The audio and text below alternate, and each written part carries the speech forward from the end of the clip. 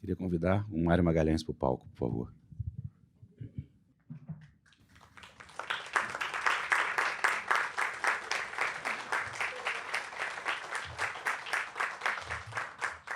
Eu falei que ele entrar pela esquerda, entrou pela direita. Entendi tudo. Imagina se você vai entrar pela direita, né? A sua direita é a esquerda do palco. Então tem um melhor. Mário, obrigado pela sua presença. A gente planejou isso há tanto tempo, né? Passou em branco no Marighella, né? E passar em branco não pode mais não, né, gente? Olha que preocupação. Passou chapado. Chapado é melhor? Depende do conteúdo do chapado, né? Depende do conteúdo. Passou... Difícil, tá vendo? Batido? Alguém morreu também, né? É difícil. Bem, não fizemos Marighella, mas estamos aí com o seu novo trabalho, que você naturalmente vai falar do Marighella também. Então, boa noite e pode, por favor, fazer a palestra de 6 horas que você prometeu para mim. Oi, gente. Boa noite. É um prazer estar aqui. Muito obrigado ao Afonso. Projeto Sempre um Papo.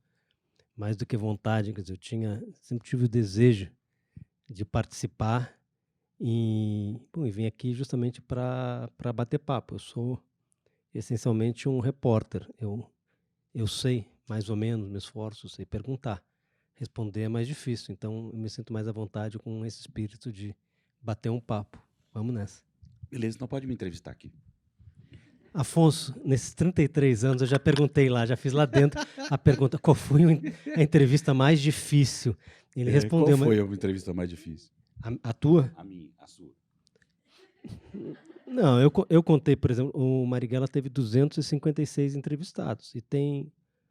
a entrevista jornalística é diferente da historiográfica.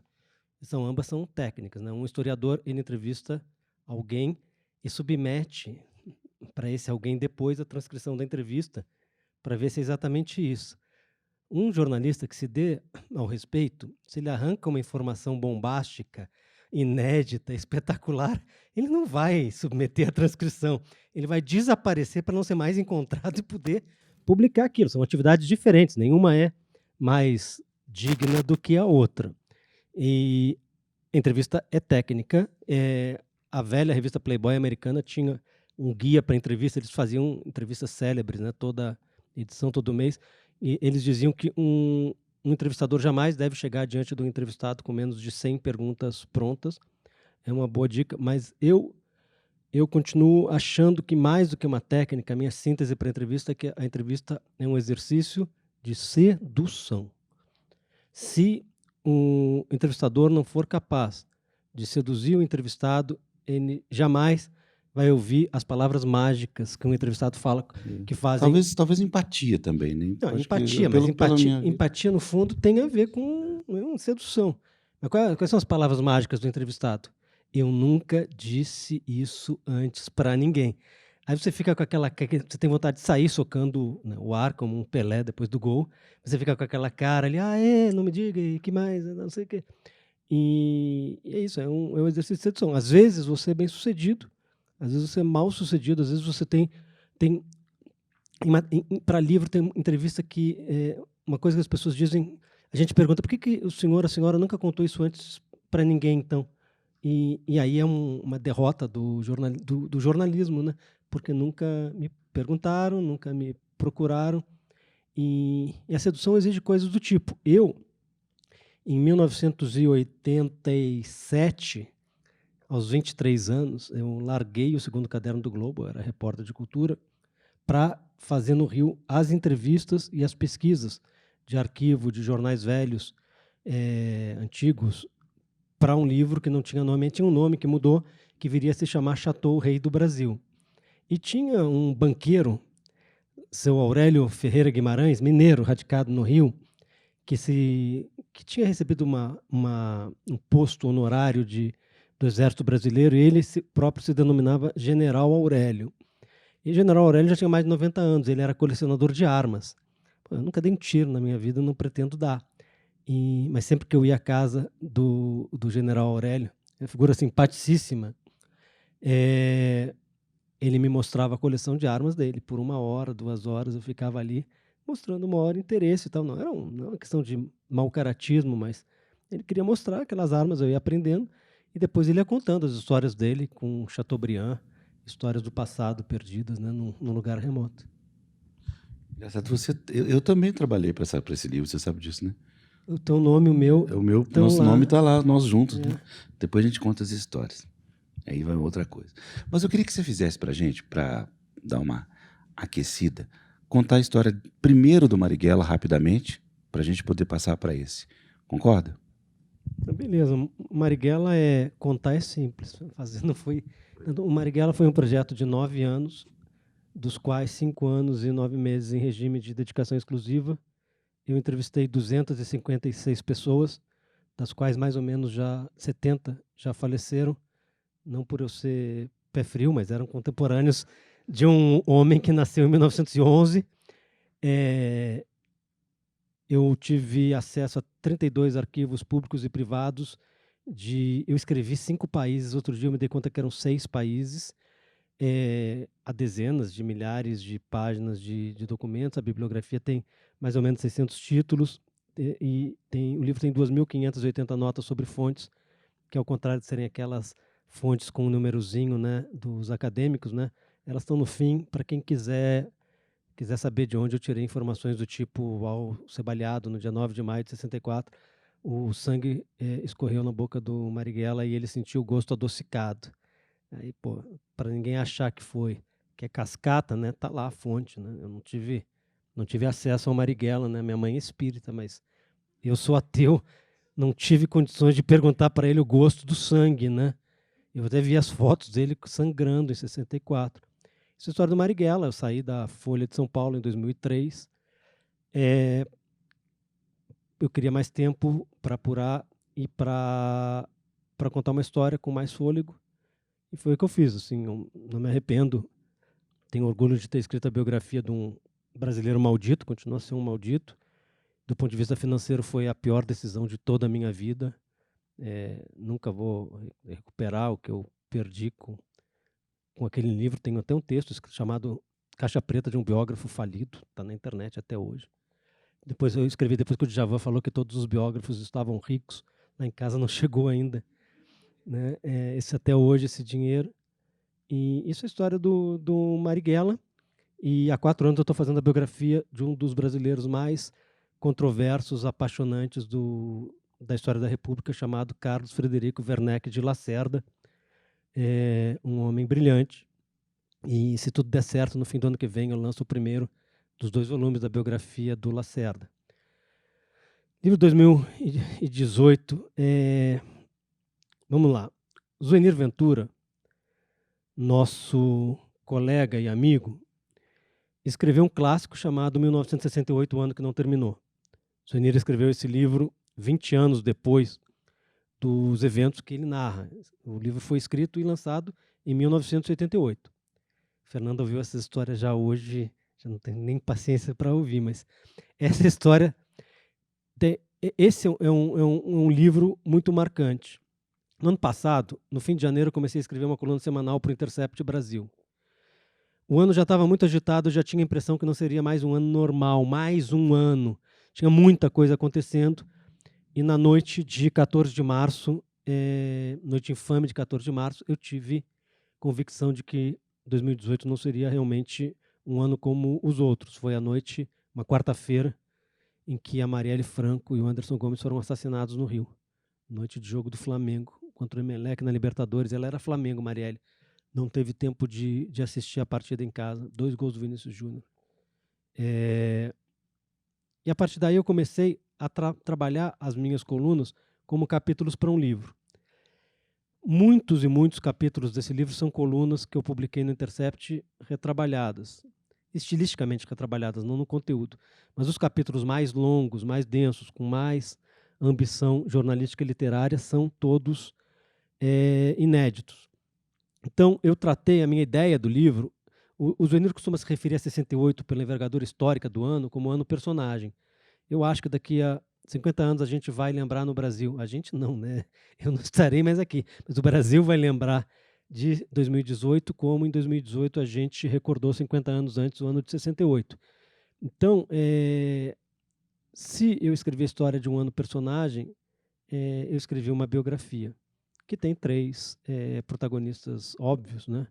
Marielle Franco, Jair Bolsonaro, Luiz Inácio Lula da Silva, mas é um livro que vai muito além da política, da disputa mais aparente e óbvia pelo poder. E uma diferença, além do Zuenir escrever melhor do que eu, uma diferença do livro é que ele escreveu 20 anos depois. Esses textos foram, com exceção do prólogo, eles foram todos escritos a quente, né? Então, evidentemente, eles têm mais emoção do que se eu escrevesse um livro daqui a 20 anos. Mas daqui a 20 anos, obviamente, eu vou ver que tem mais erros, coisas que eu achei muito importantes, não tem essa importância toda, e coisas que eu não reparei. Mas é a história, como falam, eu escrevi no olho do Torvelinho. É como eu vi, testemunhei, pensei, senti o ano. E é uma mistura, quer dizer, uma biografia do Chateau, do Marighella, do Carlos Lacerda, pertence ao gênero da reportagem, biografia jornalística, né? É uma reportagem. Aqui se combinam reportagem, crônica, artigo, por isso tem muita opinião, e ensaio. Não é um livro não é um livro em cima do muro, né? É um livro partidário. Eu falo isso, é um livro partidário. Então, uma partida da civilização contra a barbárie. Na história é assim. No Marighella, eu não julguei o Marighella, não sou juiz do Marighella, não sou advogado do Marighella, não sou promotor contra o Marighella. Eu contei a história dele, mas uma história que muita gente não queria que fosse contada. Eu vou fazer a mesma coisa com o Carlos Lacerda. Quem imaginar que eu vou demonizar o Carlos Lacerda ou eu vou idealizar o Carlos Lacerda vai se frustrar, porque não vou julgar. Quem julga o Carlos Lacerda é cada pessoa. Eu vou oferecer elementos como nunca ninguém teve para julgar o Carlos Lacerda. E 2018 é isso. Quer dizer, eu acho que é o meu testemunho. Eu acho que é uma contribuição para se pensar o Brasil de hoje, dentro da ideia de que 2018 tão cedo não vai terminar. As consequências do ano vão ser muito intensas por décadas. Mas eu também penso assim, se daqui a um século alguém quiser saber como alguém que defendia a civilização contra a barbárie viveu o ano de 2018, eu espero que, se o mundo ainda existir, em especial o Brasil, eu espero que seja uma fonte. Quando eu saio no dia 15 de março para a rua, de bloquinho e caneta na mão, porque eu sou um repórter, na manifestação no dia seguinte às mortes da Marielle e do Anderson Gomes, é isso, foi a quente ali, na verdade, é o meu depoimento. Alguém já disse que literatura é também acerto de contas, do autor sempre.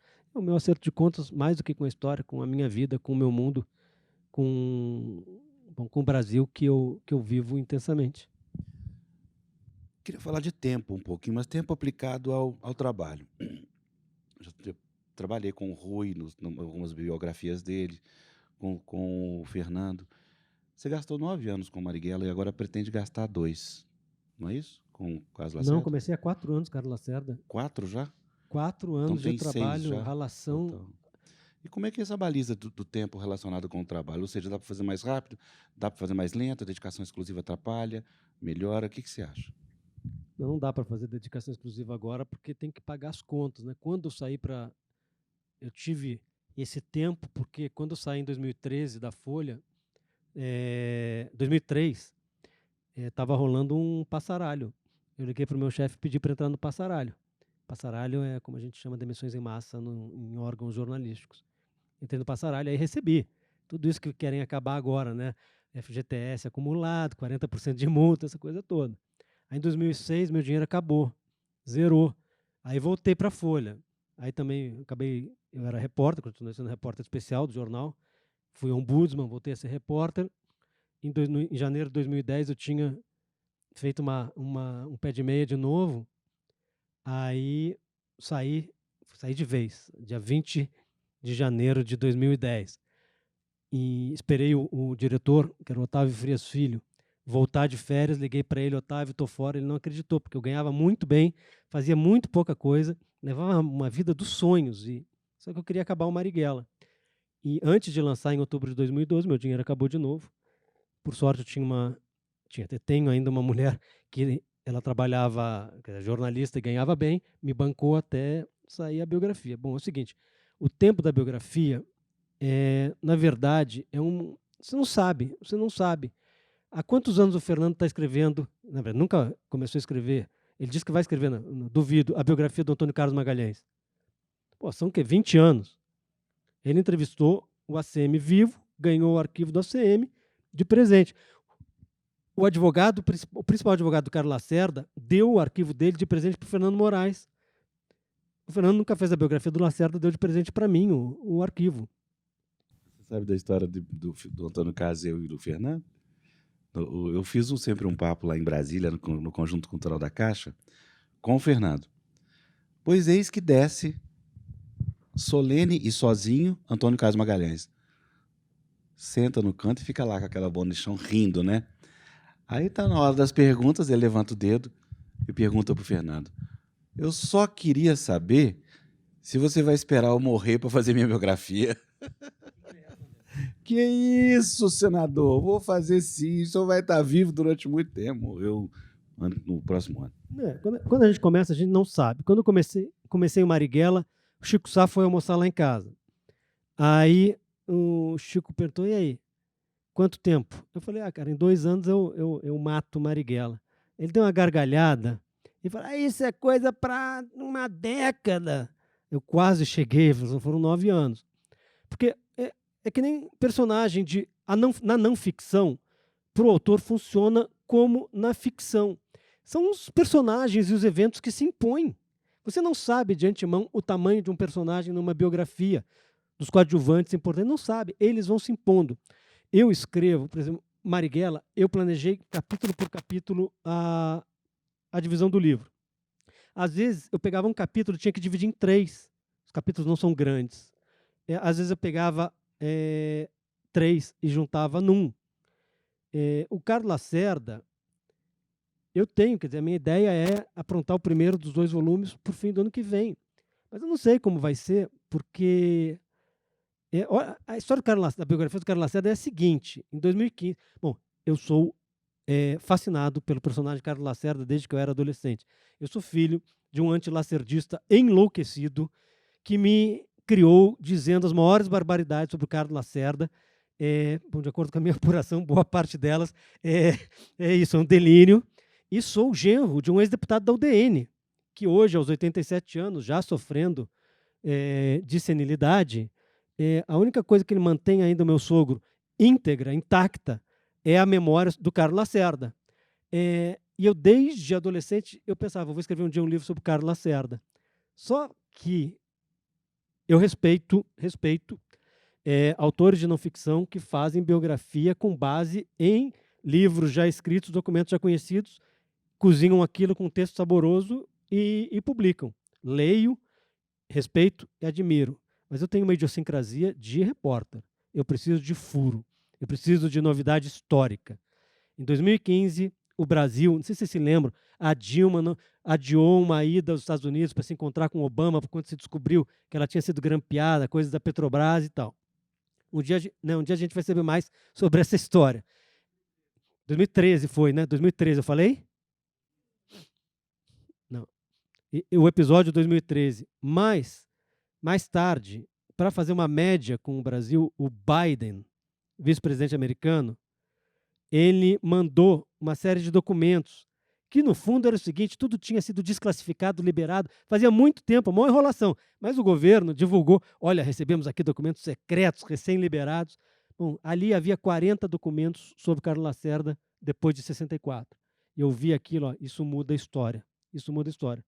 Propus para a Companhia das Letras: olha, topam fazer um livro. O Luiz Schwartz, CEO hoje da Companhia das Letras, estava na feira de Berlim, mandei um e-mail, 2 minutos depois ele respondeu: topo. Só que é o seguinte: hoje eu tenho 1.450 documentos originalmente secretos, produzidos por organismos dos Estados Unidos, somando mais ou menos 30, 40 mil páginas só dos Estados Unidos, citando Carlos Lacerda. Obviamente o projeto mudou para uma biografia inteira. E mudou não quando eu botei a mão nessa papelada. Bom, só da França são quase 1.000 páginas, né? Da relação do Carlos Lacerda. Bom, o Carlos Lacerda provocou, ainda em abril de 64, a primeira crise diplomática para a ditadura recém-instaurada. Mas o projeto mudou quando eu descobri o que aconteceu na Rua Toneleiro, na madrugada de 5 de agosto de 1954. Documentalmente, eu sei o que aconteceu com Carlos Lacerda.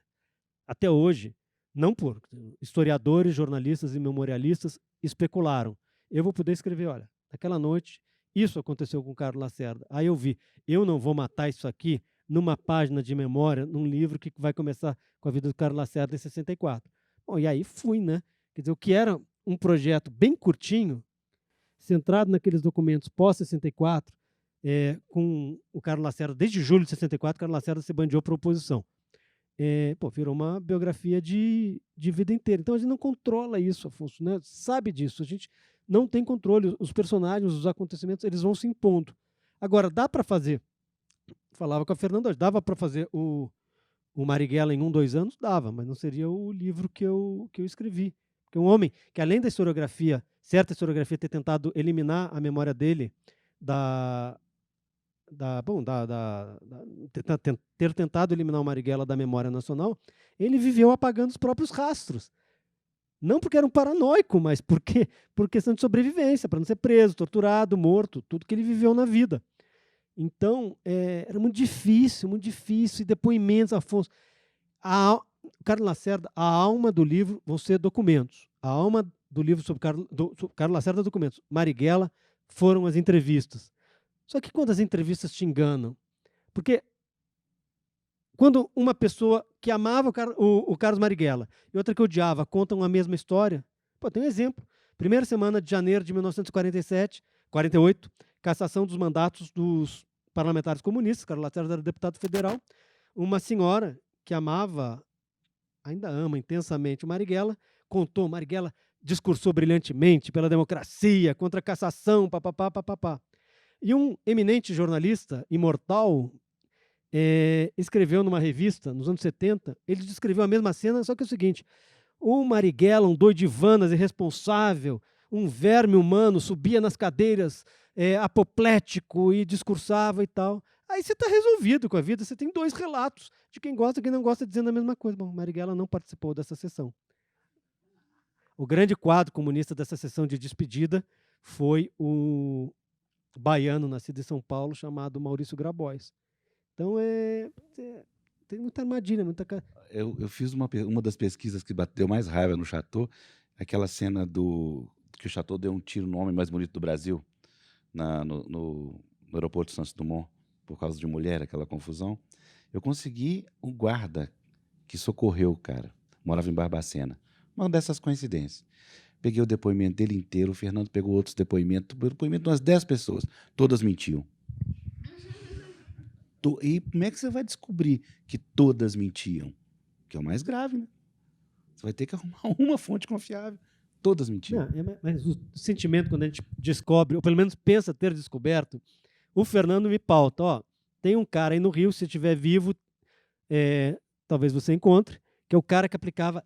Esse personagem aparece no filme do Guilherme Fontes, que é uma chanchada bem com o espírito do Chateaubriand. Bom, por muito tempo, os amigos mais próximos perguntavam se a biografia Marighella era o novo filme Chateau, né? Que nunca saía, né? Aí era o seguinte, era o farmacêutico que aplicava a injeção para o Chateaubriand ter encontros amorosos prolongados. Eu ralei muito atrás desse cara, até que na Praça Mauá eu o encontrei, ele era o dono de uma farmácia, e ele contou e tal, não, papapá. E as pautas do Fernando? E achar um médico para saber da anatomia do Chateaubriand? Que muita gente falava isso e tal. Achar o urologista do Chateaubriand já era como...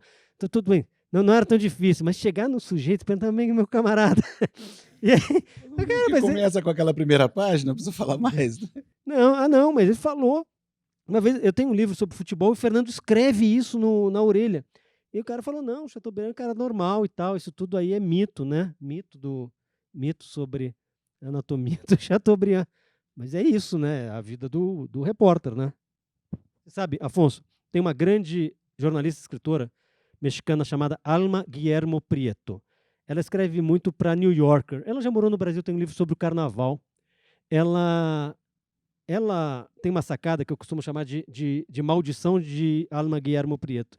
Ela diz o seguinte, quase todo grande repórter na apuração, escreve mal. e quase todo repórter craque na redação, craque como escriba, apura mal.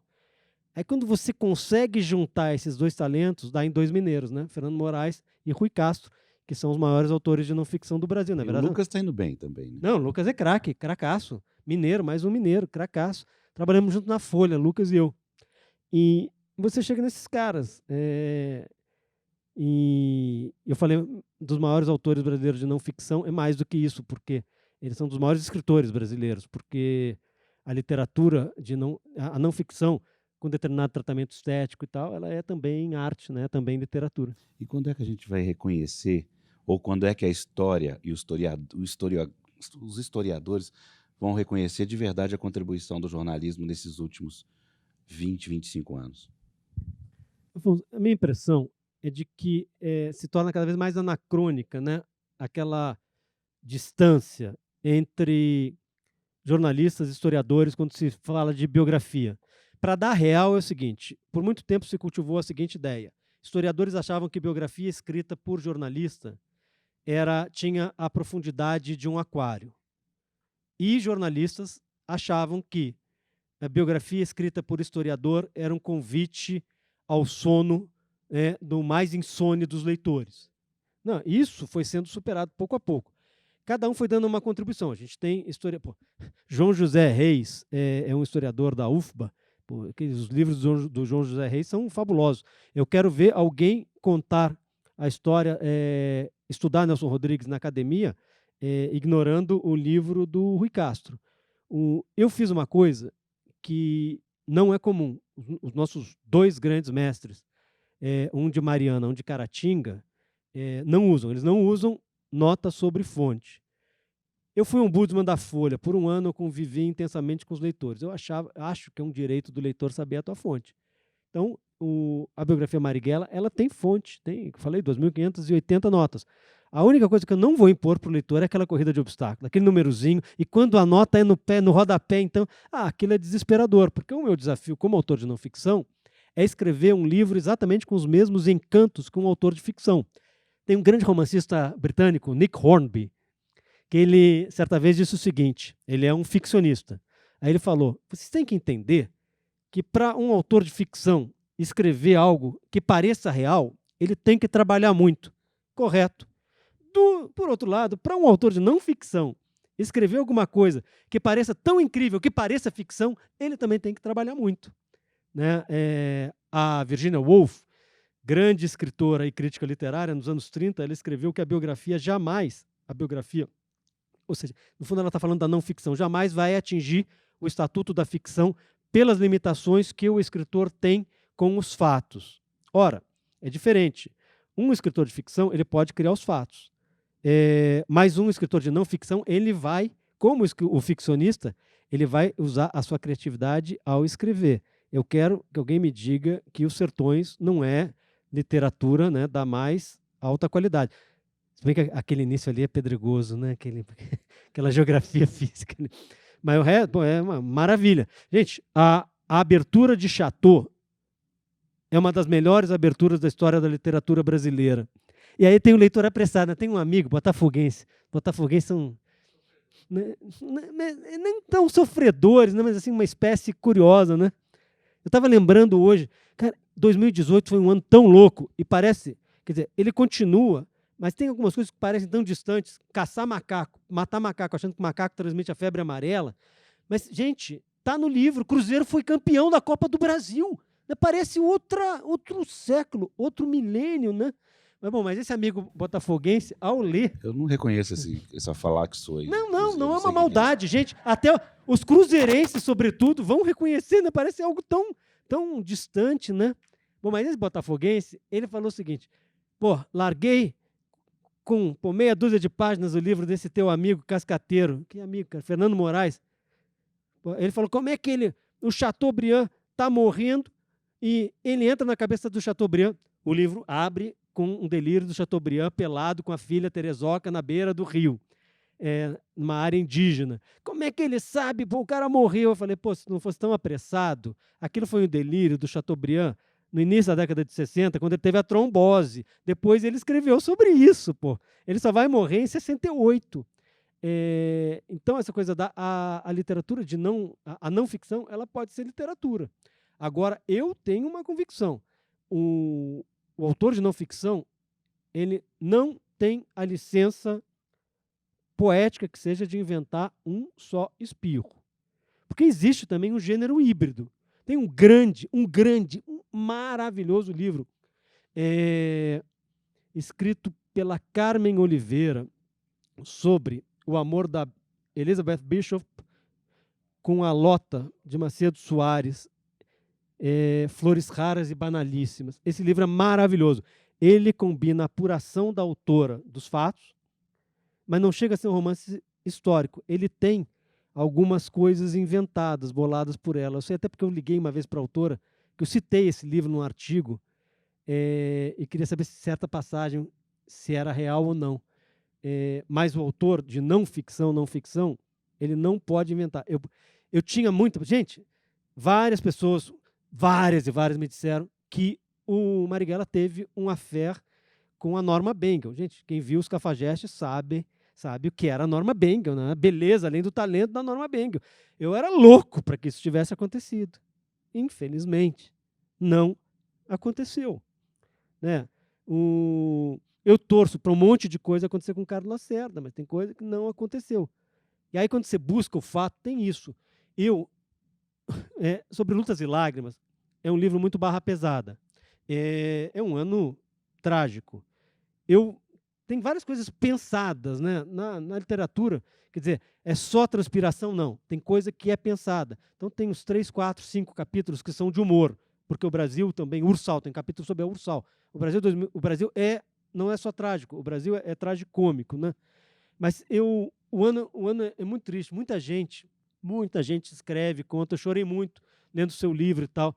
No Rio, no lançamento, a fila tinha mais de 2 horas. Uma menina chegou e falou assim, eu não a conhecia, falou, eu já chorei 4 vezes. Ela acho que ela não tinha chegado ainda nos capítulos mais bem humorados. Mas eu tinha uma coisa, narrativa. Eu queria abrir com algo que não fosse barra pesada. E me lembrei, e faço menção a isso, me lembrei do Zuenir, e aí faço uma reverência ao Zuenir, que abriu o livro de 68, com o Réveillon, a festa na casa da professora Heloísa Buarque de Holanda, seu então marido. E eu resolvi abrir com o Réveillon da Marielle. Liguei para a Mônica Benício, nunca tinha falado com ela, né, companheira da Marielle. Você sabe com quem, onde a Marielle passou o Réveillon? E ela, comigo, né? E aí eu fui, a entrevista é isso, né? É o Réveillon de sonho e esperança de uma mulher de 38 anos que tinha decidido com a Mônica, elas iam se casar no dia 7 de setembro, não pela data cívica, mas pela numerologia, iam se casar nas areias de Búzios, padrinhos e madrinhas escolhidos. Elas, depois do mandato da Marielle, elas iam ter um filho juntas, material biológico da Mônica gerado pela Marielle.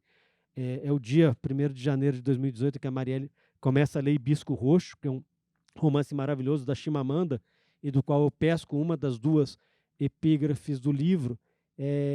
Isso é não ficção, isso é, assim como no romance, isso é pensado.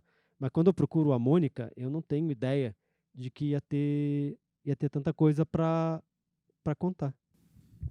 Nossa, tanta pergunta que eu vou deixar vocês perguntarem também, senão vou ficar aqui até amanhã cedo. Tem alguma pergunta, gente? Não, que ótimo. Aqui. Tem hora no seu livro que ficção e não ficção. Eu fico imaginando se alguém de fora, que não saiba o que aconteceu no Brasil, pegar isso aí, vai achar que esse livro é todo de ficção. Né? Mas tem momentos que você achou, que você se imaginou em pura ficção? Se um pesadelo é uma ficção, né? Claro que tem. Claro que tem. O dia seguinte à morte da Marielle, gente, 2 semanas antes, eu escrevi um texto que está aqui, 2 semanas antes da morte da Marielle, estava começando março, eu escrevi um texto lembrando daqui a alguns dias, 28 de março, vai fazer 50 anos a morte do estudante Edson Luiz, com uma bala no peito, né, disparada por um PM durante a ditadura, 28 de março de 68. Eu conto essa história, eu chego ao fim e falo, bom, Hoje os índices de mortalidade de jovens brasileiros, negros sobretudo, é gigantesco, e não há uma reação em relação a isso, reação necessária. Essa letargia seria afetada hoje por um crime como aquele que matou o Edson Luiz? Pô, 2 semanas depois matam a Marielle. É um negócio assim impressionante. E o dia seguinte foi inesquecível. Inesquecível. Para mim, é um dos capítulos assim, mais fortes do livro, porque eu estou na rua e eu vou contando. E aí você combina, quer dizer, você tem emoção, mas você tem carpintaria literária. Por exemplo, eu uso um recurso nesse capítulo do dia seguinte da morte da Marielle. Quer dizer, o capítulo da morte da Marielle ele se concentra na manifestação de 15 de março no Rio. E boa parte dos personagens não tem sobrenome, que é uma maneira de mostrar o que eu estava sentindo. Eram pessoas que eu conhecia, com quem eu cruzei, e elas não tinham sobrenome. Então tá lá. Muitas mães com os filhos, que um dia vão contar para os seus netos que estiveram aqui. Então tá lá. A Elvira com a Cecília, a Karina com o Antônio e a Alice, a Solange com a Laila. Não tem sobrenome.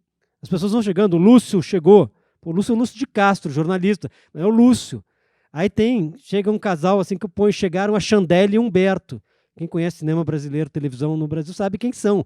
Né? Mas eles não têm sobrenome, porque é a maneira que... É um recurso que eu usei para mostrar o que era aquela comoção. E as pessoas se viam, e uma pessoa chega e diz, ainda bem que você não mudou de lado. Vai ver os colaboradores do Fernando no Chateau para ver ali. Tem gente assustadora ali, que eu não vou citar, porque faz até mal para a alma, mas... aquilo parece o quê? Parece um pesadelo, né, Afonso? Parece um pesadelo. Você tem situações... veja, o incêndio do Museu Nacional, aquilo ali é o horror, né? Aí falaram tantos anos de história, aí o pessoal usava os anos do Museu Nacional. Gente, tinha peças lá com milhões de anos, né, que se perderam. O que é aquilo? E aí tem essa coisa da vida, né, do que você viveu. Eu abro esse capítulo visitando o Museu Nacional com a minha filha mais velha, tinha 4, 5 anos, chorando, porque os bichos morreram e tal, não sei o que, era um monte de bicho empalhado lá, né? Todo carioca tinha uma relação afetiva com o Museu Nacional. O Museu Nacional era programa popular no Rio, era programa povão, pelo local, pelo preço camarada do ingresso, a elite carioca. Bom, gente, em 2017, o Museu do Louvre teve mais visitantes brasileiros em Paris do que o Museu Nacional na Quinta da Boa Vista. A elite carioca nem está para o Museu Nacional. A elite carioca não conhece o aterro do Flamengo, Parque Carlos Lacerda, que dá de 10 no Central Park. Volta e meia eu ouço gente falar, não, ele estava no Central Park. Aí eu pergunto, tu conhece, tu vai no aterro? Não, nunca fui. Dá de 10, é obra do governo Carlos Lacerda, por sinal. Aliás, dando voltas na história, né? Aliás, o Carlos Lacerda é personagem, Marighella também, do livro 2018, porque tem um capítulo que é sobre frente ampla. Escrevi em abril. Hoje eu acho mais urgente do que nunca. Mas é contando a história da Frente Ampla que existiu de 66 a 68, juntando os ex-inimigos, né, 2 ex-presidentes, Jango, Juscelino, um ex-governador, Lacerda, e muita gente apaga, até nos livros de história, o Partido Comunista Brasileiro na clandestinidade. Marighella achava um horror isso, a desmoralização do PCB tá com um golpista como o Carlos Lacerda. O Juscelino votou no Marechal Castelo Branco na eleição, entre aspas. Mas, gente, o que é isso? Rapidinho. Mas eu conto no livro, né? O Carlos Lacerda tinha chamado ao vivo na televisão o Jango de corno. Ele tem um artigo célebre sobre o JK chamado o Cafajeste Máximo, né? Ladrão, chamava-se de ladrão. O Jango preparou um golpe para derrubar um governador legitimado pelo voto popular, que foi o estado de sítio, em 63, que teve como principal opositor a esquerda, porque junto com o Lacerda iria o governador de Pernambuco, né, Miguel Arraes. E o Juscelino fez uma coisa que, gente, isso é incrível como se apaga da história. Eu simpatizo com o Juscelino, mas, historicamente, acho que o que favorece muito a imagem do Juscelino é o que veio depois na comparação, né? Mas o Juscelino fez algo, do ponto de vista democrático, inadmissível. Ele criou uma portaria, uma legislação que proibia a oposição de ir ao rádio e à televisão. é uma portaria para impedir o Carlos Lacerda de falar. Quando eles se juntam na Frente Ampla, se reúnem em 66 em Lisboa, o Carlos Lacerda pergunta, presidente, por que o senhor fez aquilo? E o Juscelino, e você, governador, o senhor queria que eu fosse derrubado? Não. E sabe quem baixou essa portaria? Um general que deu início à marcha golpista na madrugada de 31 de março de 64. O golpe é 1º de abril, o início da marcha é 31 de março. General Olímpio Mourão Filho foi quem operou para o Juscelino a proibição dos oposicionistas ocuparem, poderem falar e tal. Gente, se esse pessoal, não vou falar o que o Carlos Lacerda dizia dos comunistas, ele tinha sido comunista, o que os comunistas diziam do Carlos Lacerda, se esse pessoal se junta, né, por que tanta gente que tem diferenças não pode se juntar? Mas tem uma condição, que é reconhecer no poder a encarnação da barbárie. Se acha que não, a ditadura ou um candidato a ditador não ameaçam, né, os valores civilizatórios, aí tudo bem. Bom, eu voltei, passei aqui, não sei nem do que eu estava falando. Não entendi nada também, não. Pergunta, gente? Por favor. Tem um microfone ali, por favor. Porque aí fica gravado com o seu nome, então, entendeu? Boa noite, como é que o senhor chama? Meu nome é Fernando. Está funcionando? Curiosamente, eu tive aqui há umas 2 semanas, acho que você não pôde vir, veio o professor José Murilo de Carvalho e a professora Elise Starling. Vamos dizer, e você comentou, eu nunca vi nenhum tipo de comentário desse, embora tivesse curiosidade, nunca vi um comentário sobre essa não sei se é fogueira das vaidades, mas essa coisa de, esse livro é de jornalista, esse livro é de historiador. Está sempre há um gap aí, aparentemente, né? Eu achei muito interessante a sua abordagem. Mas eu quero dizer o seguinte, eu estou curioso para ver o livro sobre Carlos Lacerda, que você disse que mudou você tinha algumas ideias sobre Carlos Lacerda. Mas, e eu espero mudar de posição quando eu ler o seu livro, mas o papel de Carlos Lacerda em 55 é ridículo. Se você me surpreender com isso, com o contrário... Não, foi o auge da carreira do Carlos Lacerda como golpista. Absurdo, aquilo foi uma indecência. Agora, várias vezes, ele foi antigolpista. É curioso isso. O auge do Carlos Lacerda como golpista é 55. O episódio da história... Quer dizer, desculpa, eu não tenho até falar demais, mas aqueles episódios entre a eleição de Juscelino, embora não tenha maioria, que não precisava, até a posse do Juscelino, sim, é uma situação ridícula. Carlos Luz, quem se salva ali é o Marechal Lott e o Nereu Ramos, na minha opinião, entre outros. Né? Mas o papel do Carlos Lacerda, pegando aquele cruzador, né, o Tamandaré, né, com o almirante Penaboto e outros, é risível, no fundo da história. Mas obrigado pela sua... Eu não estou fazendo um livro para ninguém mudar de opinião, não. Só o que eu estou descobrindo, o Carlos Lacerda tem uma diferença. Ele não é melhor ou pior personagem que o Marighella, mas ele tem uma diferença. Marighella embica na primeira metade dos anos 30 pela esquerda, e naqueles zigue-zagues históricos do PCB, desde fazer greve na marra de qualquer jeito até impedir greve, né? Carlos Lacerda, em 45, sai da prisão, vai para a porta de fábrica pedir para peão não fazer greve, para não atrapalhar o governo do Getúlio. Era a ditadura do Estado Novo, mas tudo bem. O Carlos Lacerda, ao contrário do Marighella vai para a esquerda até o fim. A trajetória do Carlos Lacerda não é linear. Isso é impressionante. Há um depoimento, não sei se dá para sustentar, estou apurando, mas há um depoimento de que no dia 27 de novembro de 1935, o Levante Comunista no Rio, chamada Intentona. Quando ganha a Revolução, quando perde é Intentona. Uma senhora comunista histórica, dona Beatriz Bandeira, então, ficou presa na mesma cela da Olga Benário. Depois, Beatriz Bandeira Riff, ela conta que Carlos Lacerda, naquele dia, carregou uma bomba. Carlos Lacerda tinha, então, 21 anos, era o militante da Aliança Nacional Libertadora de maior projeção nacional, disparado. Marighella não participou daquele... Foi uma quartelada, né? Os militantes civis do PCB não foram chamados a participar. meia dúzia. Segundo a dona Beatriz Bandeira, Carlos Lacerda carregou bomba. Até vai se transformar no mais brilhante anticomunista brasileiro. Gente, a Tribuna da Imprensa, jornal do Carlos Lacerda, chegou a dar manchete: comunista no Itamaraty. Quem era o cabra? João Cabral de Melo Neto. Agora, em 64, eu escrevo sempre, Carlos Lacerda foi o grande arauto do golpe. Ele vai para a rádio, ele não foi o líder civil. Eu leio isso em texto de jornalista, em texto de historiador. Líder civil foi o governador de Minas, Magalhães Pinto. Agora, em 64, por exemplo, o Carlos Lacerda, o projeto dele era um golpe antes da eleição ou esperar a eleição de 3 de outubro de 65. Isso é uma coisa que me surpreendeu demais, eu sei. Bom, já estou dando a entender o que aconteceu. Mas esse Carlos Lacerda, eu acordo de manhã anti-lacerdista, talvez eu durma lacerdista. Se eu acordar lacerdista, eu vou dormir anti-lacerdista. Não sou eu quem mudo. E aí tinha uma coisa, os adversários, né? Tem livro, né, mostrando o que esse cara falou aqui, o que ele falou aqui, o que ele falou aqui, não tem coerência nenhuma. Carlos Lacerda, de acordo com muitos contemporâneos, foi o mais brilhante orador da história da República. Meu pai, antilacerdista, tinha disco com o discurso do Carlos Lacerda. O que ele fazia com os discos? Pisava? Ele ouvia, cara. Mas eu não me lembro disso. Ele conta. Eu não me lembro disso.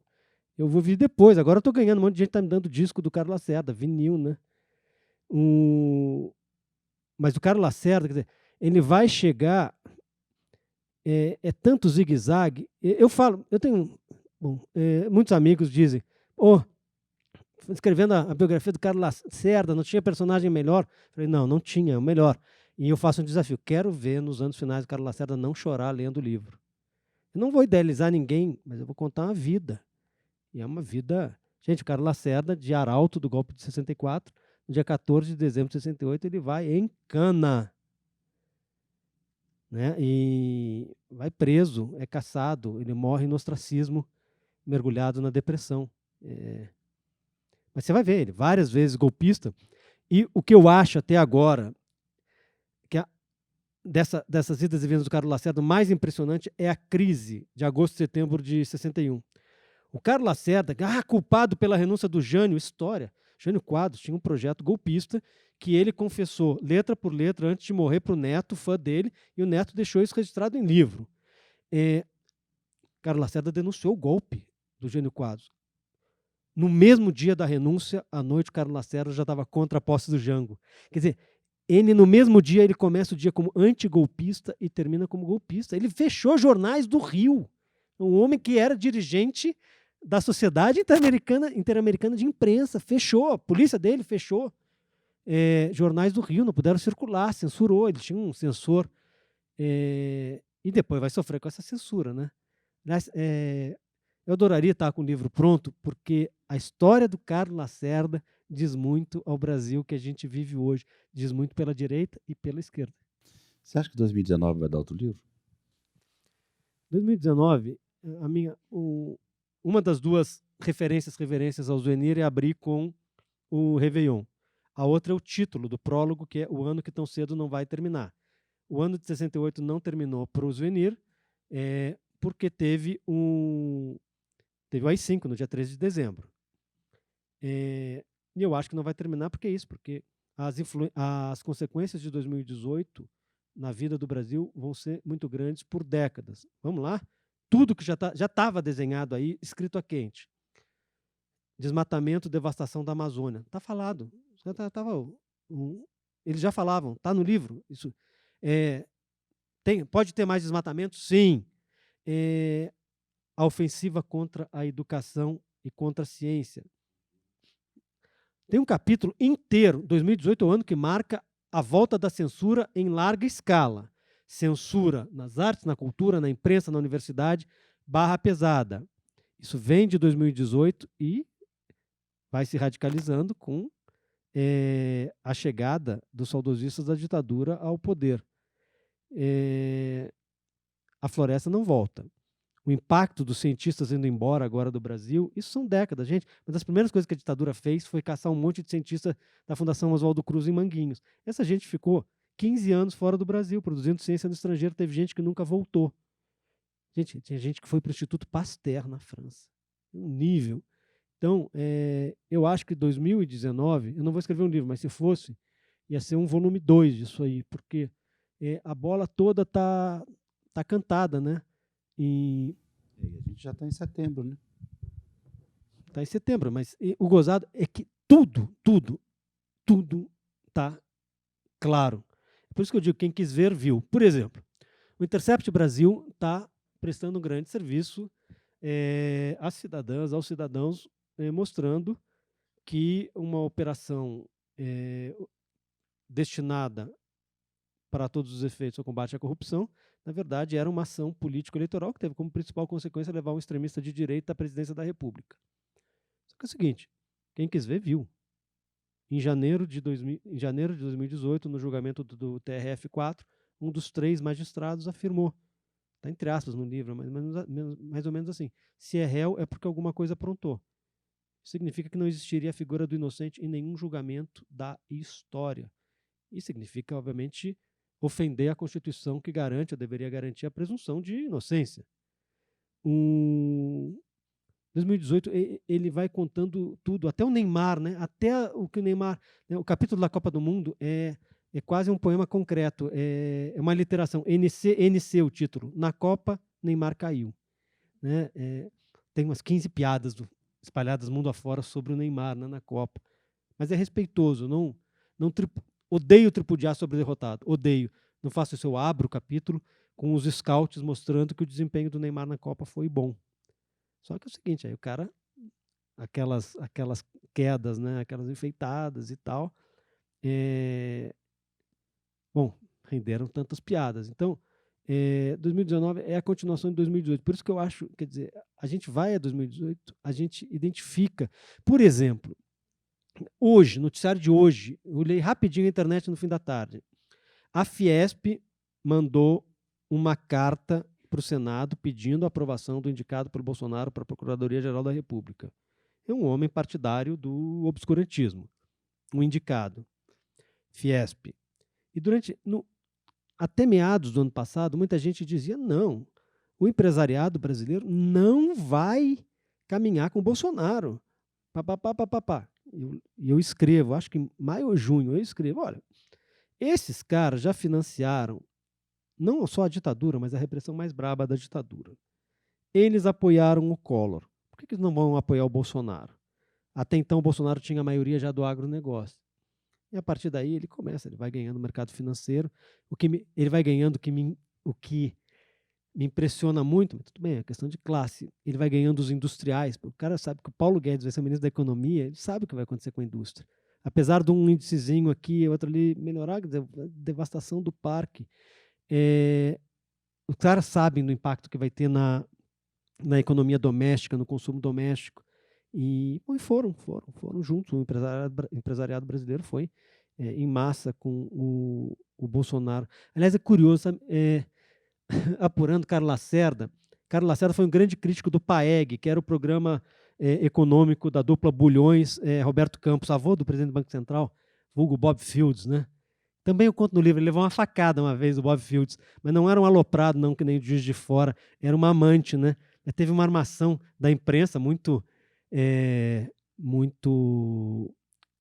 ia usar a expressão subserviente, né? Mas muito amiga do Roberto Campos, que era um homem brilhante, aí inventaram um assalto. Bom, mas o Carlos Lacerda, na crítica ao PAEG, ele dizia que a principal aposta que tinha que ser feita pelo governo e não fazia era no consumo interno. Apostar no consumo interno como alavanca para o desenvolvimento da economia. Gente, quem que vai fazer isso décadas depois e vai conseguir altos índices de crescimento da economia, crescimento do PIB? O Lula, no segundo governo, né? Primeiro governo, não sei. A história, a gente pega os pacotes, né? Primeiro governo era Palocci. Enquanto Palocci foi ministro, não teve, quer dizer, a economia não teve impacto, teve quando entrou o Manteiga. Mas eu não sabia disso, do Carlos Lacerda. Agora que eu fui ver, gente, isso que o Lula fez é o que o Carlos Lacerda defendia. O Carlos Lacerda não entendia muito de economia, mas tinha os assessores dele. Acho que também o Lula não entende muito de economia, mas tinha os assessores dele. Pois é, está na hora de acabar. Mais alguma pergunta? Aqui. Desculpe, o senhor é o segundo. Boa noite, como é que você chama? Vera Lúcia. Eu acho até que na sua fala agora, você até indiretamente já respondeu a minha pergunta, mas eu vou insistir em fazê-la.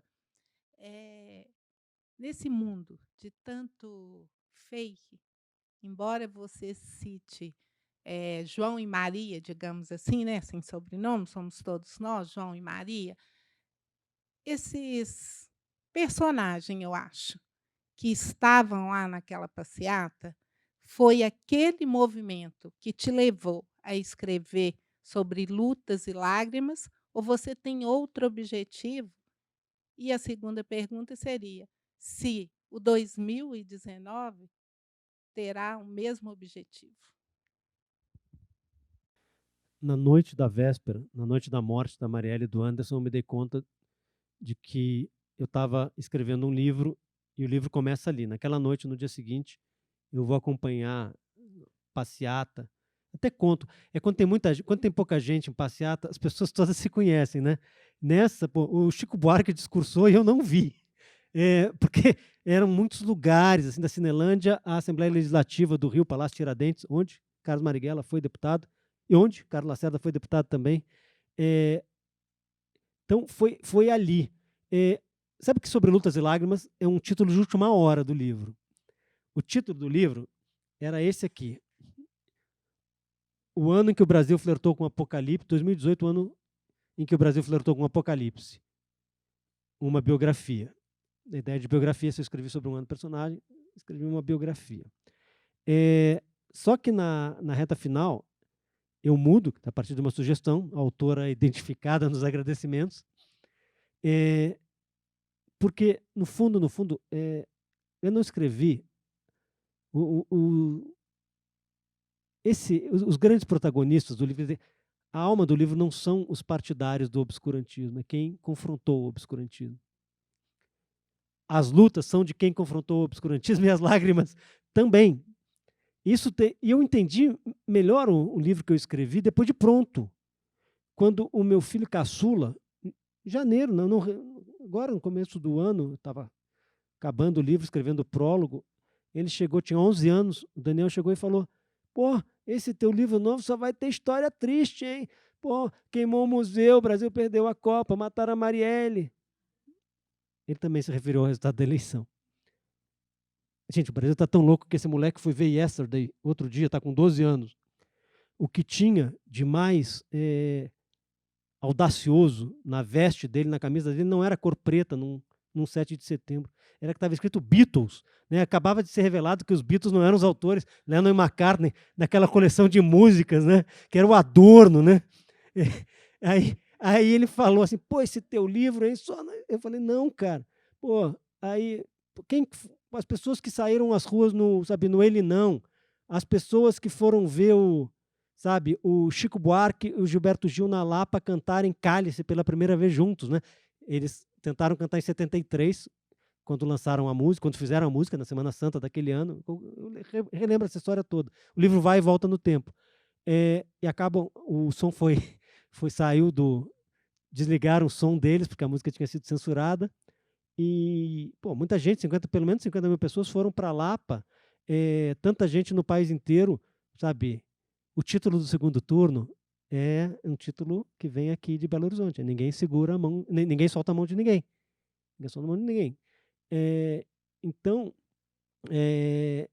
isso, na noite de 14 de março, as minhas colunas passam a ser capítulos de livro, e eu vou fazendo muitos capítulos e guardando.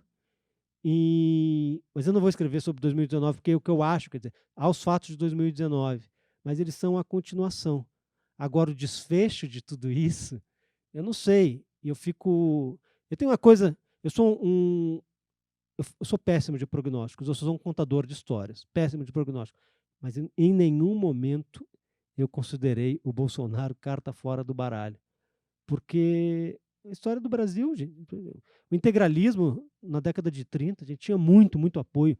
Sabe? O Plínio Salgado, na eleição de 38, ia ser um candidato muito forte. Gente, em 55, o Plínio Salgado fez ainda 8% dos votos para presidente, na eleição que o Juscelino ganhou. Aliás, teve um estado em que ele fez 1 em cada 4 votos. Alguém sabe qual é o estado? 25% dos votos. 24%, na verdade. Paraná. É, então é isso. 2019, para mim é continuação, mas é isso. Assim, até está o título hoje da matéria que saiu no Tempo, que eu falei, fala minha, lutas, o épico, né, do confronto às trevas. E as lágrimas são de quem perdeu. E aí o desafio também de contar, tipo assim, o livro não é... Todo mundo sabe que no dia 28 de outubro o Bolsonaro fez 55% a 45% para o Haddad nos votos válidos. Todo mundo sabe. Mas como você conta essa história? Eu abro o capítulo do segundo turno com a seguinte cena. Os Arcos da Lapa tomados de novo, com o Festival Lula Livre, com Chico, Gil. Odair José, espetacular. Eu vou tirar você desse lugar. Gente, eu conto no livro, no Festival de 73, da censura, em que o Chico e o Gil não puderam cantar Cálice, o Odair José cantou Eu Vou Tirar Você Desse Lugar, e a plateia de esquerda, se achando muito sabida, até hoje a expressão não sabia de nada, vaiou o Odair José. A ditadura entendia muito mais, uma certa paranoia. A ditadura achava, tem documentos que mostram, que o Odair José estava cantando para o ditador Médici, né? E o tempo passa e o Odair José é um cara de esquerda, é um pensador. Sobre o pensador é o seguinte, ele é maior que qualquer existencialista francês e filósofo alemão ao discutir a felicidade. Porque todo mundo fala de felicidade, as pessoas se angustiam querendo ser felizes e tal. E o Odair José resolve essa parada. Felicidade não existe. O que existe na vida são momentos felizes. Então, batalhemos para ter cada vez mais momentos felizes, né? Isso são versos de uma canção maravilhosa chamada A Noite Mais Linda do Mundo. Mas muito bem, voltando lá para o segundo turno, eu abro na Lapa, chega a notícia, isso é dia 23 de outubro, terça-feira, de que o Ibope mostrou que a diferença tinha caído de 18 para 14 pontos, Bolsonaro, Haddad. O pessoal começa a gritar. Aí eu realmente, eu tenho coração, esse livro não está em cima do muro, mas eu não sou manifestante. Aí eu estou com o meu bloquinho, com a caneta, o pessoal começa, vai virar, vai virar, vai virar. Eu estou com uma adolescente, tem até o nome dela, Ana, e a Ana olha para mim e diz uma frase na qual eu penso todos os dias. E ela é, em 2018, o marco, a síntese da tensão entre a cabeça e o coração. Ela olha para mim e diz, estou com esperança. Isso é um perigo. E todo dia, quando vem alguma coisa, porra, aconteceu isso e tal, os caras estão se matando e tal. Aí eu penso, estou com esperança, mas isso é um perigo. Bate-papo vai terminar às 6 horas da manhã aqui, por favor. Mário, Boa noite, como é que você chama? Sérgio. Mário, você foi ombudsman da Folha um tempo, e acho que você não cita o que para mim é o principal personagem de 2018, que é a mídia. Você não falou a respeito dela. Quer dizer, a capacidade da mídia de naturalizar processos, e o que acontece até hoje, né? A capa da Folha hoje é uma forma de mostrar isso, naturalizar processos, mostrar coisas que são iguais, né? Ela é, para mim, o parceiro essencial que o Bolsonaro teve em 2018. E o parceiro essencial de tudo que aconteceu em 2018. Né? E você não fala sobre isso. Eu acho que é interessante porque talvez o principal personagem, construtor desse caráter de naturalização de tudo que acontece no Brasil é o Otavinho. E ele morre em 2018. E a Folha, depois disso, né, há um golpe na disputa da família, há um golpe, e o lado que seria, vamos dizer, menos naturalizador do processo acaba sendo expulso e fica o lado Luiz Frias, financista. E a família, por outro lado, vira bilionária, como nunca nem o pai Otávio pensaria. Então, acho que seria interessante você falar um pouco sobre isso. O que é esse processo do ponto de vista da mídia? Porque você é jornalista, você se diz jornalista, e você foi um crítico da mídia no seu período como ombudsman. Acho que seria interessante você falar um pouco disso. Primeira questão. Sérgio. A segunda questão é a seguinte, você é gaúcho, certo? O sotaque é gaúcho. Você é gaúcho. Você estudou escola pública, na escola técnica Escola Técnica Federal de Pelotas. De Pelotas. Sou técnico mas ele não mente muito não, viu? Não, mas ele é gaúcho. Ele é um dos muitos gaúchos que foram, né, para o Rio. Mas a questão toda é a seguinte, por que não Leonel Brizola? Saiu filme agora sobre a legalidade. Por que não o personagem Leonel Brizola, que até hoje não tem uma biografia? Legal. Então, acho que isso, para mim, é uma grande pergunta. A outra questão que eu queria Sérgio, que... para. Duas, vamos ficar até amanhã Terceira, cedo, meu filho. desculpa, Me poupe. que é o seguinte, 2018 repete um ciclo de 8 no país, que começa provavelmente em 58. 58 é o ano da Bossa Nova, é o ano do auge do governo JK, e por aí, e a sequência dos 8 acontece. Acho que é uma questão que você poderia abordar, inclusive com a crise mundial de 2008. Bem, vamos fazer um negócio que eu costumo fazer e dá certo. Tem mais alguma pergunta, gente? Vamos emendar as perguntas? Não, eu vou esquecer aqui, Afonso. Deixa eu só matar mas aqui. A ideia é essa mesmo. Não, é só... Rapidinho. Você levanta o amor, é alguma coisa a complementar? Não? Beleza. Então pode responder. Vamos por partes.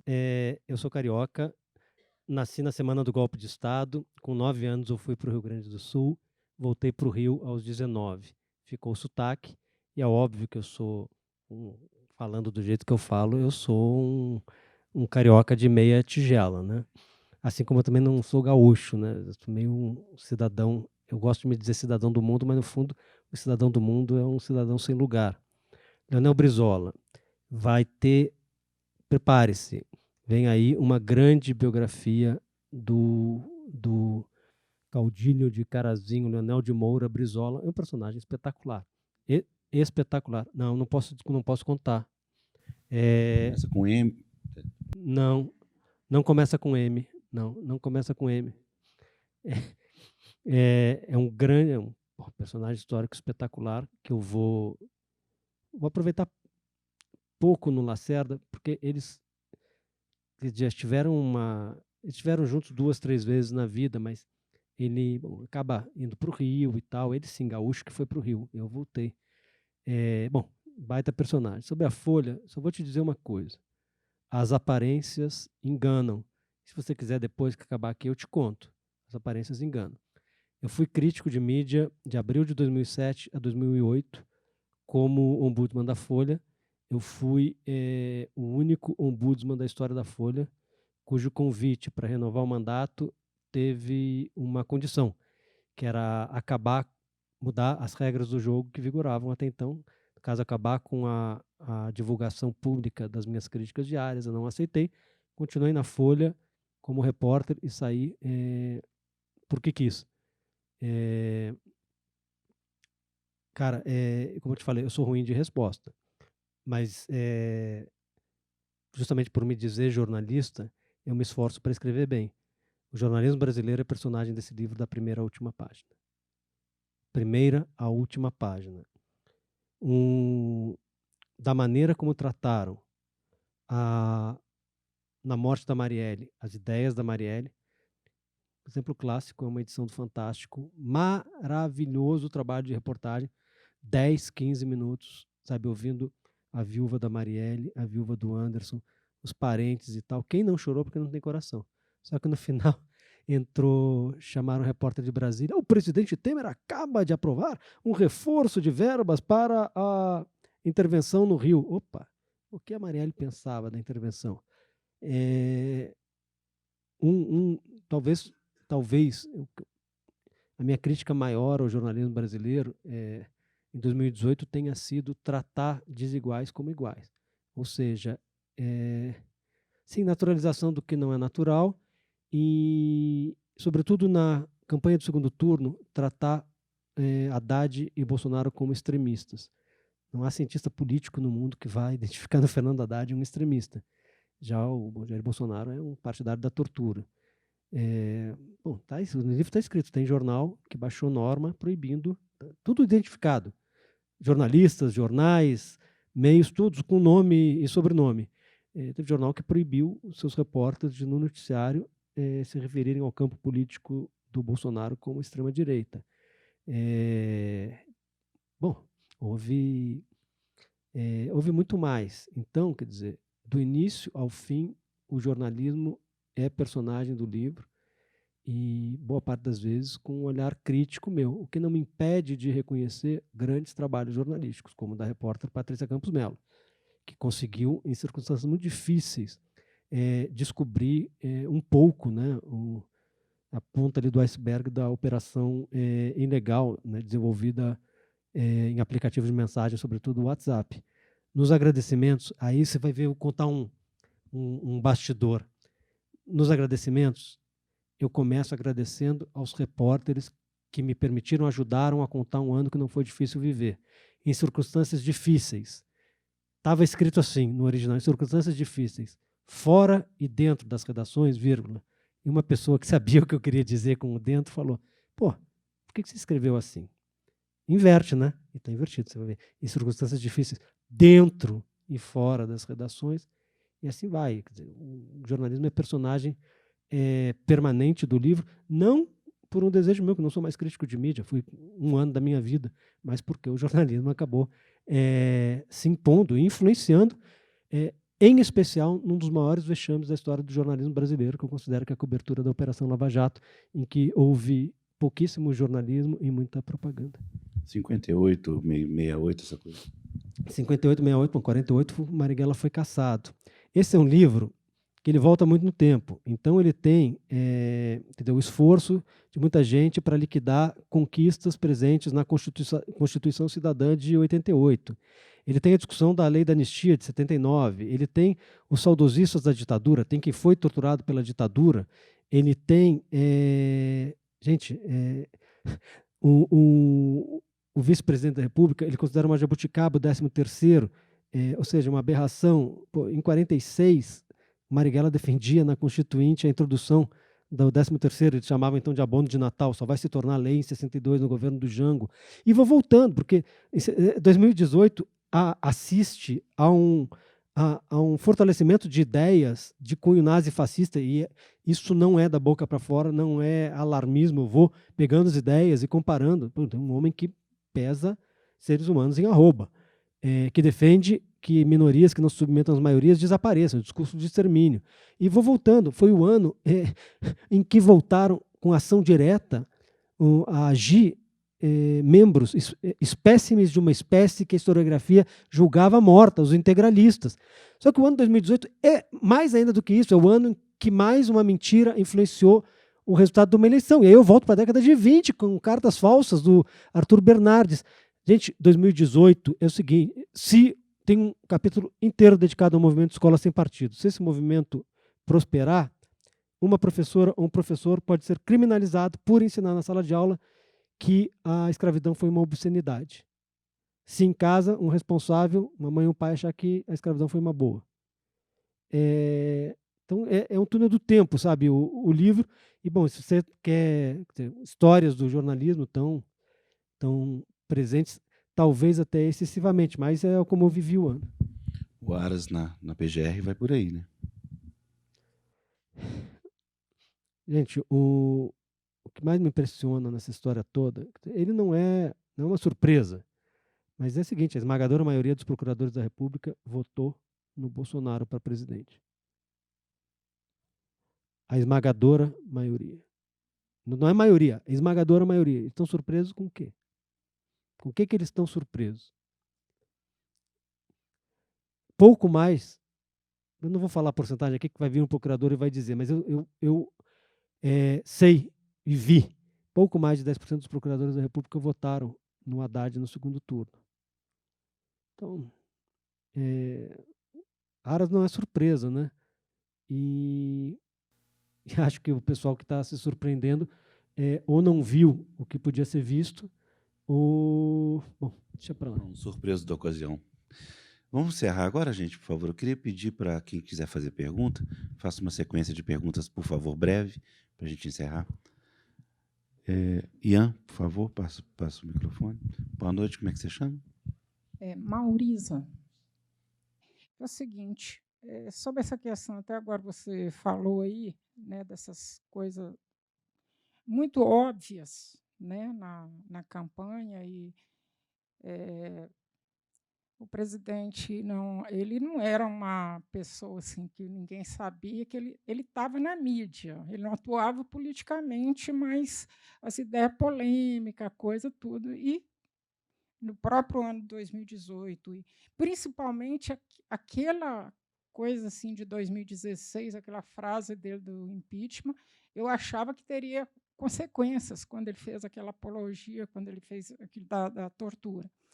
Mas o que eu não sei se você discutiu, que eu comecei a ler o seu livro essa semana, então eu não sei ainda se você fala sobre isso, mas é óbvio que a gente teve nessa última eleição essa questão da você ter divergências familiares, aquela coisa toda, né? Eu não sei se você trata exatamente, eu queria saber qual é a sua visão, assim, porque eu, até agora, eu não consegui entender, por exemplo, determinadas pessoas, como que, assim, qual é a explicação para as pessoas, eu não dei conta de entender. Assim, Mas pergunta, Marisa, eu pode estou perguntar. votando numa pessoa, desculpa, estou votando numa pessoa que defende tortura, violência, desrespeito ao meio ambiente, minoria, parará, parará. Sim, pessoas escolarizadas, etc. Assim, eu estou até hoje assim, sem entender com relação a pessoas, de família principalmente. Entendi. Próximo atrás aí, por favor. Vamos fazer todas as perguntas, eu estou anotando aqui. Pode falar. Boa noite, meu nome é Adriana Torres. Minha pergunta, nós tivemos, na verdade, 2018, o auge, né, de algo que começou bem antes, né? Desde que Lula ganhou a primeira eleição, teve o primeiro mandato, né, nós tivemos questões que foram se acumulando. Eu falo que, na verdade, o mundo acabou em 2012, né, como já tinha sido previsto, e a gente está vivendo uma na Matrix desde então. Porque 2013 tiveram as manifestações, 2014 foi Dilma e Aécio. 7-1, E nós tivemos a grande derrota da política nacional de participação social. Isso mexeu muito comigo na época, porque eu sempre atuei com movimento social. E ladeira abaixo, sabe? Ladeira abaixo desde então. Golpe, etc, etc. Então, quando eu penso assim, 2018, para mim, foi o auge desse crescente ladeira abaixo, né? Como é que você vê tudo isso? Você traz isso, esse histórico, né, que foi fazendo esse caminho acontecer. Próximo. Aqui, ó. E última, por favor. Como é que você chama, por favor? Ah, Bruna, é você. Cadê a outra Bruna? As Brunas. Maravilhosas. Então, vou fechar com a pergunta. E agora, José? Porque a gente tem um partido que leva multidões falando que vai sair porque só aceita se as movimentações forem Lula livre. Lula livre, né? Se envolverem Lula livre. A gente tem um desânimo geral. Ninguém quer ir para a rua porque está desanimado com o fulano que votou no atual presidente. E agora? E agora Não vale começar da última. E agora que em 1967, conto no livro, na calle Leyenda Pátria, em Montevidéu, a dona Maria Tereza e o Jango receberam Carlos Lacerda em nome do combate à ditadura. Se eles se encontraram, reitero, Marighella achava aquilo desmoralizante. Foi para a luta armada. Mas se eles se encontraram, a questão é a seguinte: se você reconhece no poder uma ameaça à civilização, aí você tem que estar... Gente, é o ano que a gente descobre, 2018, né, nas famílias, né, a gente descobre que parente é parente, família é família. Bom, está no livro, claro. Mas eu vivi isso intensamente. Bom, eu tenho parente... Só te interrompendo, você leu o livro do Wagner William? Li. Como é que chama? O que? Uma Mulher Vestida de Silêncio. Você acabou de ler, né? Mulher Vestida de Silêncio. Eu li recentemente a biografia do Wagner William, a biografia da dona Maria Tereza, a biografia do Nassif, sobre Walter Moreira Salles, mineiro, a biografia da Josélia Aguiar, sobre Jorge Amado, e eu li mais uma biografia, a do Leonêncio Nossa, do Roberto Marinho. Recomendo as 4. Aprendi muito com todas elas. Então, a questão é a seguinte: o poder constituído é uma ameaça, ou, como disseram alguns em 2018, Bolsonaro não representa uma ameaça à democracia. A questão é essa. Essa é a discussão. Essa é a discussão. Ustra. O Ustra é personagem recorrente do livro. O Ustra foi declarado torturador pela justiça brasileira. Ele nunca foi condenado, ao contrário do que eu leio nos jornais. O que houve foi uma ação declaratória. Eu tenho um prêmio jornalístico por causa dessa matéria, sobre esse processo que tornei público, eu contei a história e tal. O Ustra foi o comandante do maior campo de concentração da história da ditadura, o DOI do 2º Exército de São Paulo. O Ustra aparece em muitos lugares do livro, inclusive quem fala fora Bolsonaro. Eu fico pensando, será que é para o general Mourão assumir? O general Mourão é fã do Ustra também. Mas, bom, é um personagem mais simpático, né? O Mourão até escrevo, há um abismo entre a forma e o conteúdo. O Mourão é aquele cara que parece que você pode passar a tarde inteira batendo papo no botequim. Só que o conteúdo, o que ele pensa mesmo. Então, o Ustra é personagem permanente e tem um capítulo destacado chamado Tapa no Bumbum do Filho, que é uma declaração do Bolsonaro sobre tortura e extermínio. Ele dá essa declaração quando um pesquisador da Fundação Getúlio Vargas revela um documento da CIA, desclassificado há alguns anos nos Estados Unidos, contando que na virada do governo Médici para o governo Geisel, na passagem, houve-se ali o compromisso de manter o extermínio, matar oposicionista preso. E o Bolsonaro reage com o tapa no bumbum do filho. Essas questões, como é que se chegou a isso? Olha só, eu trato no livro, a história tem ciclos. Eu não sou historiador. Eu falo na introdução, no prólogo, eu falo, eu não sou historiador, não sou cientista político, eu não sou antropólogo, mas recorro a muitos acadêmicos. O livro é repleto de interpretações de acadêmicos. Eu sou contador de histórias. Então, eu conto a história. Em 1929, a Bolsa de Nova York quebrou e sobreveio uma vaga de regimes fascistoides, a partir de 1933, nazista na Alemanha, pelo mundo inteiro, como consequência direta daquela catástrofe econômica que afetou trabalhadores por todo o mundo. Em 2007, 2008, a gente teve uma crise econômico-financeira que foi um desastre para a vida das pessoas em muitos lugares. O Brasil não está isolado, eu até brinco, tudo bem, o raio aqui foi mais cruel, nosso destino foi mais duro com o Bolsonaro. Mas vamos olhar para a Itália, olhar para a Hungria. O Salvini agora foi barrado na Itália, extremista de direita. Só que é o seguinte, o Salvini tem 38% de intenção de voto na Itália. Essa coisa, no Brasil se esquece, na Itália também. Em outros lugares também. Tem Trump, tem Hungria, tem Turquia, o mundo está repleto de regimes autoritários e fascistoides. Agora, o que vai ser amanhã, eu não sei. Adriana, eu falo, quer dizer, eu lembro uma coisa. Eu tenho muita gente, muitos acadêmicos demonizam 2013. A gente ainda vai passar muito tempo, novas gerações vão discutir 2013, mas a esmagadora maioria de quem foi para a rua em 2013 não foi para pedir menos democracia, foi para pedir mais democracia. A história não estava escrita em 2013. A extrema-direita saiu do armário em 2013 e saiu, mas não foi só isso. A gente chegou em 2014 ainda, a Dilma se reelege para, na mesma semana, pós-domingo da vitória da Dilma, o PSDB acionar a Justiça Eleitoral questionando a vitória e, pelos mesmos dias, a Dilma anuncia, e escrevo no livro, não uso eufemismo para isso, anuncia que vai aplicar uma política econômica que foi derrotada pela maioria dos eleitores, era a política do PSDB. A gente continua, chega a 2016, que eu também não uso eufemismo, eu trato como um golpe de Estado. Às vezes eu pergunto por que a Dilma foi derrubada mesmo, as pessoas nem se lembram, né? Tem até usa alguma ironia para as pedaladas fiscais, né? Até chegar em 2018. Só que tem uma coisa que para mim é importante. Não é um livro de tese, mas tem 3 ou 4 e elas me são caras. Uma delas em especial. Eu elenco 5 motivos que levaram muito, muito importantes para a vitória do Bolsonaro. Na economia, na segurança pública, nos costumes, no desgaste da política tradicional e no antipetismo. Só que não foi isso que permitiu o Bolsonaro chegar à presidência. Foi a proibição do Lula de concorrer. Estou inventando. No final de agosto, o Datafolha fez a última pesquisa.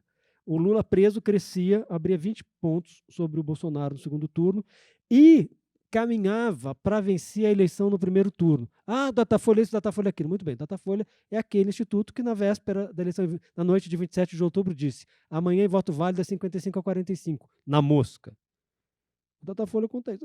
Então, é o seguinte, o Bolsonaro ganhou a eleição com todo o antipetismo, como eu escrevo, o PT fez por merecer muito desse antipetismo.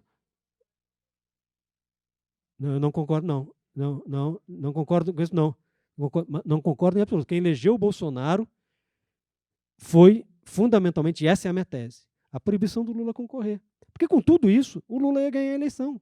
O Lula ia ganhar a eleição. Não é... Oi?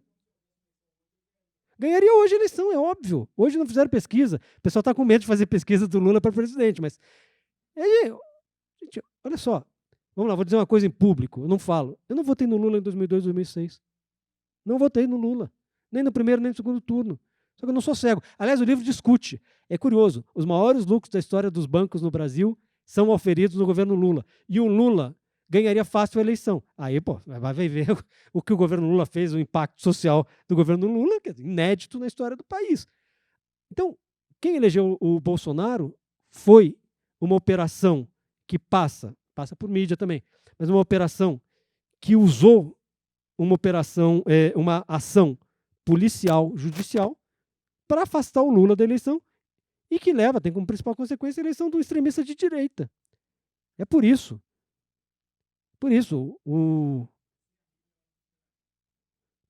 Eu trato no livro. A ex-chefe está no livro, a ex-chefe da assessoria de imprensa da Operação Lava Jato, chega e fala numa entrevista para a repórter Amanda Aldi, do Intercept Brasil. Pô, tudo que a gente falava, vendia, os jornalistas publicavam. Vender, no caso, gente, dizer, não é pagar nada. A gente vendia e publicava. Não tinha. Era uma cobertura acrítica, uma cobertura propagandística, uma cobertura de parceiro, não uma cobertura de fiscal do poder. O fiscal do poder é o seguinte, é o poder do cartola, do clube, ao presidente da República, passando também pelo Judiciário, pelo Ministério Público. Mas se tem uma coisa, eu tenho convicção, não foi o PT, não elegeu. O PT não, se o Lula fosse candidato, o PT ganharia a eleição. E olha, e tem passagens aqui do PT, que eu não sou generoso, o PT fez por onde? Tem até o Jacques Wagner. Jacques Wagner é um craque da política, né? Jacques Wagner é um diplomata, né? E o Jacques fala, não, realmente o PT se lambuzou todo. Eu falo, usa um verbo tolerante, né? Gente, o Bolsonaro ganhou porque o Lula não concorreu. Não é minha opinião, não acho, sabe, nem entro. Claro que eu acho uma tragédia a eleição do Bolsonaro, mas isso é fato. Agora, eu não tomo partido de certas coisas, por exemplo, o Ciro ter ido para a Europa. Eu não tomo partido. Não tomo partido. Eu conto o que ele fez. O que ele disse, ele não, na noite do 7 de outubro. E aí, eu ponho uma frase do Dúlio Fernando Veríssimo. Quando se esperava que o Ciro fosse para as barricadas, ele foi para a Europa. Põe. Não falo nada. Não, tudo bem. Ego pode ter tudo. Só que teve uma operação que usou uma ação policial, judicial, para tirar o candidato favorito das eleições. Essa é a questão. Se se perde isso, essa ideia... Agora, você falou, né? O PT, negócio de Lula livre. Cara, se eu sou o principal dirigente, fundador de dirigentes históricos do partido, se o partido abandona a luta pela libertação do homem, é que nem eu digo, repito, acho legítimo achar o Lula ladrão, o Lula honesto, o Lula ter sido bom presidente, mau presidente, e com a cara do Lula não ir, achar o Lula um cara de grandes ideias e um cara que só tem minhoca na cabeça. Legítimo. Só que essa altura do campeonato, em 2018, já dava para perceber isso.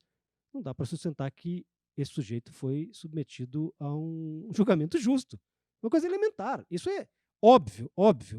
E aí eu vou contando também, por exemplo, tem coisas que eu não tomo partido, eu conto história. O Cid Gomes chegando num hotel em Fortaleza, dias depois do primeiro turno, e dizendo Lula está preso, babaca, eu só narro. Eu falo, narro, cada um tem a sua impressão.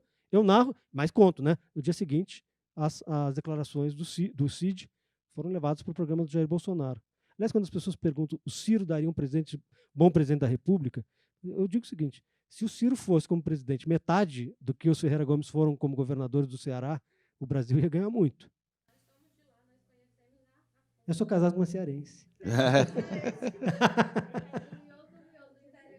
Pois é. Aliás, tem muito Ceará no livro, porque pô, desde a noite de 27 de outubro tem um assassinato, né, de um garoto chamado Charlione, né, porque estava com a camisa vermelha na carreata do PT, até uma madame no bairro da Aldeota, um bairro chique, Jardins, assim, Leblon, de Fortaleza, comemorando, falando